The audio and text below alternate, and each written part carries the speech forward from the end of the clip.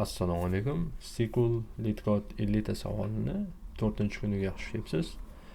Bugun bizda article views degan oson turdagi savolni ko'rib chiqamiz. Bu ham shu select statement bo'limidagi. Xo'sh, bizda shunaqa table bor, views degan va unda article ID, author ID, ya'ni mana shu artikelni kim yozgan va viewer ID, artikelni ko'rgan odamning IDsi u mana author bilan teng. Mana bu yerda not berib qo'ygan that equal author ID and viewer ID indicated the same person. Demak, mana bu yerda author ID bilan viewer ID bir-biriga teng ekan. Ya'ni bitta odam degani ekan xullas. Ko'rgan sanasi. Xo'sh, endi tableimizga qarasak, buni qanday tushunish mumkin? Misol uchun bitta artikel bor ekan. Artikel birinchi IDdagi artikelni uchinchi IDdagi author yozgan ekan.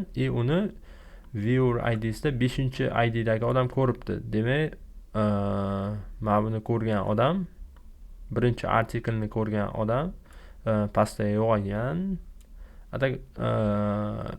Mana bu case bilan ko'rsatsak bo'ladi demoqchi edim. Bunaqa case ham yo'qolgan. Xullas, artikel 1ni birinchi bo'lib 5-IDdagi odam ko'rgan, keyin artikel 1ni ikkinchi bo'lib 6-IDdagi odam ko'rgan. Lekin tableda mana bu sample data kichkina bo'lgani uchun mana bular 6, 5-ID o'zi mana bu yerda bo'lishi kerak edi, yo'q ekan. Lekin mana bu kattaroq datada o'zi bo'lgan. Misol uchun mana bu artikel 2ni 7-author yozgan, 7-IDdagi va viewer IDga qarasak, mana shu uchun 7 turibdi. Demak, bu o'zi yozgan artikelni bir marta ko'rdi.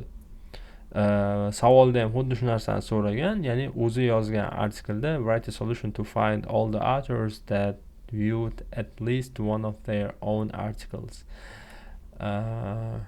O'zlarini o'sha yozgan artikellarni hech bo'lmasa bir marta ko'rgan yozuvchilarni chiqarish kerak deyapti. Demak, mana bu 7-IDdagi yozuvchi o'zini artikelini bir marta ko'rdi mana. O'zi bu mana bu bizning birinchi javobimizni birinchi valyusi. Endi pastga tushsak, demak, mana bu author ID bilan viewer ID bir xil emas. Demak, bu odamni yozganni boshqa IDdagi odam ko'rgan. Demak, bu uchun ham xuddi shunaqa. Endi mana pastga qarasak, 3-artikelni o'zi 4-IDdagi odam yozibdi-da, yana o'zi ko'ribdi. Yana bir marta o'sha kunning o'zi, endi boshqa vaqtda yana bir marta kiribdi-da, o'zi yozgan artikelni yana o'zi o'qib ko'ribdi. Demak, mana shu odam mana xuddi outputda berilganda, demak 4-IDdagi, 7-IDdagi odam o'zi yozgan artikellarni o'qib ko'rgan. Demak, mana shu odamlarni biz chiqarib berishimiz kerak. Hozir tahlil qilganimizcha o'zi solishtirganmizda, biz mana shu author ID bilan viewer ID ni solishtirishimiz kerak. Buni query'sini qanday yozamiz? Xo'p, bizda datani mana shunaqa qoldik. Endi yozamiz where xuddi aytganimizdagidek author ID agar teng bo'lsa, viewer ID ga bu bizga kerakli bo'lgan javob. Endi select qilamiz. Mana bizga kerakli bo'lgan javob chiqdi. Endi bizdan nima so'ralgan outputda? Demak, faqat ID chiqsin. ID nimaniki? Mana bu author ID niki. Demak, uni ascending orderda sort qilish kerak ekan. 4, 7 bo'lib chiqishi kerak ekan. Endi yozamiz author ID as ID yozamiz. Bu bizga yana 3 ta value beradi. 7, 4, 4. Chunki mana bu yerda 2 marta ko'rgan 4 IDdagi yozuvchi o'zini maqolasini 2 marta ko'rib qo'ygan. Lekin bizga aytgan shu bir marta ko'rsa bo'ldi degan. Demak, bu bizning case'imizga to'g'ri keladi, lekin bitta chiqish kerak. Demak, bu yerda yozib qo'yamiz. Mana buni distinct qilish uchun, ya'ni unique qilish uchun mana bu yerda distinct yozib qo'yamiz va so'ralganidek order by ID yozamiz. Mana bu ID bilan biz endi order qilamiz ascending orderga. Ascending deb yozish shart emas, tushunarliroq bo'lish uchun yozib ketdim. Mana endi run qilsak, mana 4, 7 javobini oldik.